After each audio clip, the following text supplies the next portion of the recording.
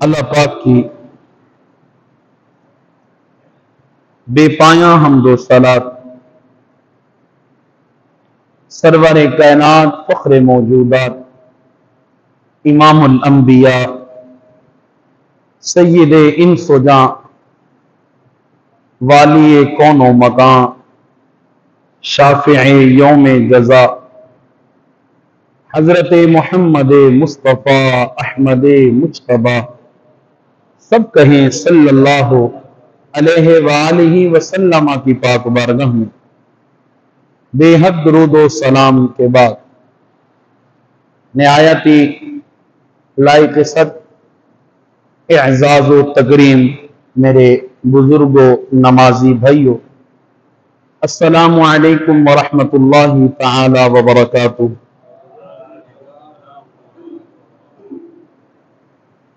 لاکھ لاکھ احسان مالک کریم کا کہ جس نے ہمیں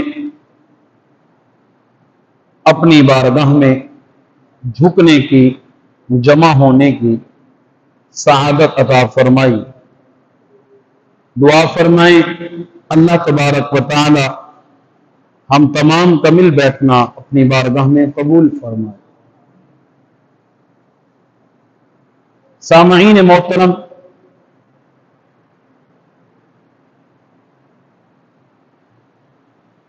آج کا میرا موضوع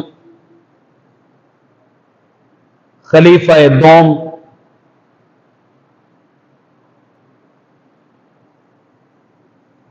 سسر رسول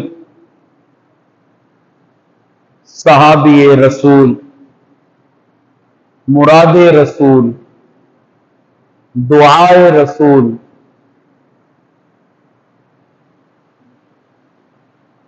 امیر المؤمنین خلیفۃ المسلمین حضرت سیدنا عمر بن خطاب رضی اللہ تعالی عنہ کے فضائل ہے۔ یکم محرم الحرام آمد ہے، اور یکم محرم الحرام کو حضرت سیدنا عمر بن خطاب رضی اللہ تعالی عنہ کی شہادت ہے، اس لیے اسی دن کی مناسبت سے میں آج خلیفۃ المسلمین کے فضائل و مناقب، ان کی شہادت کا واقعہ آپ کے سامنے ذکر کروں گا۔ اللہ تعالیٰ قرآن مجید میں ارشاد فرماتا ہے، محمد الرسول اللہ، محمد صلی اللہ علیہ وسلم اللہ کے رسول ہیں، والذین معہ، اور وہ لوگ جو آپ کے ساتھ ہیں،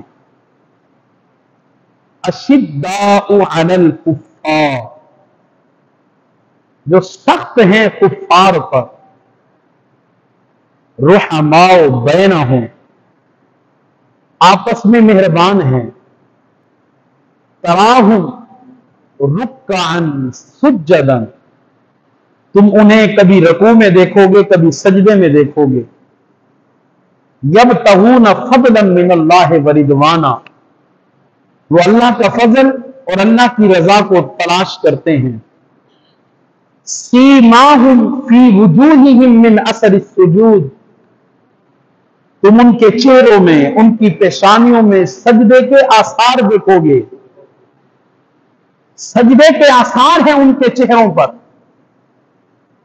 ایک نشانی وہ ہوتی ہے جو بندہ ماتھا رگڑ رگڑ کے لگاتا ہے، کچھ لوگ اس نشانی کو حاصل کرنے کے لیے مسجد کی دریوں پہ ماتھے رگڑتے ہیں، اور وہ اثر ہوتا ہے مگر نورانی نہیں، کالا ہوتا ہے۔ سیماہم فی وجوہہم من اثر السجود، ان کے چہروں میں تم سجدوں کے آثار دیکھو گے۔ مطلب یہ ہے کہ اگر وہ اپنی پیشانی سے اگر وہ جہاں سے بال اٹھتے ہیں اس جگہ سے اپنا امامہ ہٹا لیں تو وہ جگہ ان کی روشن اور منور ہوگی. یہ ہے سجدے کے آثار. ان کے چہروں پہ نور ہوگا، رونق ہوگی. فرمایا ذالک ومثلہم فی التوراۃ، ذالک مثلہم فی التوراۃ، یہ وہ ہیں کہ جن کی مثالیں تورات میں بھی ہیں اور جن کی مثالیں انجیل میں بھی ہیں. یہ آیت ہے خلفائے راشدین کے حوالے سے. فرمایا محمد الرسول اللہ، محمد اللہ کے اور آخری رسول ہیں. کون سے؟ آخری رسول ہیں. آپ کے بعد کوئی نبی بھی آ سکتا نہیں ہے. اگر کوئی نبی آتا تو وہ کون ہوتے؟ حضرت عمر فاروق. تو نبی آ سکتا ہی نہیں، تصور ہی نہیں ہے. تو فرمایا محمد الرسول اللہ، محمد اللہ کے رسول ہیں. والذین معہ، اور وہ لوگ جو آپ کے ساتھ ہیں. مفسرین کہتے ہیں اس سے مراد حضرت سیدنا ابو بکر صدیق کی ذات ہے. والذین معہ، معہ سے مراد حضور حضرت سیدنا ابو بکر صدیق کی ذات ہے. اس لیے کہ حضرت ابو بکر صدیق وہ ہیں جو حضور کے غار میں بھی ساتھی ہیں، حضور کے مزار میں بھی ساتھی ہیں. فرمایا والذین معہ اشداء علی الکفار، جو کفار پر سخت ہیں. اس سے مراد حضرت سیدنا عمر بن خطاب کی ذات ہے. حضرت عمر کفار پر بہت سخت تھے، چھوڑتے نہیں تھے کافروں کو. رحماء بینہم، آپس میں وہ مہربان ہیں. اس سے مراد حضرت عثمان ذی النورین کی ذات ہے. اور تراہم رکعا سجدا، اس سے مراد مولا کائنات حضرت مولا علی المرتضی کی ذات ہیں. تو اس آیت کے اندر اللہ نے اپنے نبی کے چاروں خلفاء کا تذکرہ فرما دیا.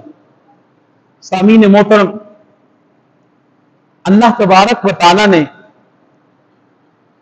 اس اسلام میں، اس دین میں حضور کی ذات والا شان کے بعد اور حضرت سیدنا ابو بکر صدیق کی ذات کے بعد جس ہستی کو مقام و مرتبہ عطا فرمایا ہے، وہ ذات، وہ ہستی حضرت عمر فاروق رضی اللہ تعالیٰ عنہ ہے. حضرت عمر بن خطاب رضی اللہ تعالیٰ عنہ، آپ کے بارے میں اللہ تبارک و تعالیٰ قرآن میں ارشاد فرماتا ہے یا ایھا النبی حسبک اللہ، اے غیب کی خبریں دینے والے میرے سونے نبی، اے لجپال نبی، حسبک اللہ، اللہ آپ کو کافی ہے. ومن اتبعک من المؤمنین، اور وہ مومنوں میں سے وہ کہ جس نے آپ کی پیروی کی ہے وہ بھی آپ کو کافی ہے. اکثر اور جمہور کے نزدیک، جمہور مفسرین کے نزدیک وَمَنِ اتَّبَعَكَ مِنَ الْمُؤْمِنِينَ، یہ جو رب نے قصیدہ پڑھا ہے یہ قصیدہ حضرت عمر فاروق رضی اللہ تعالیٰ عنہ کا ہے. وہ عمر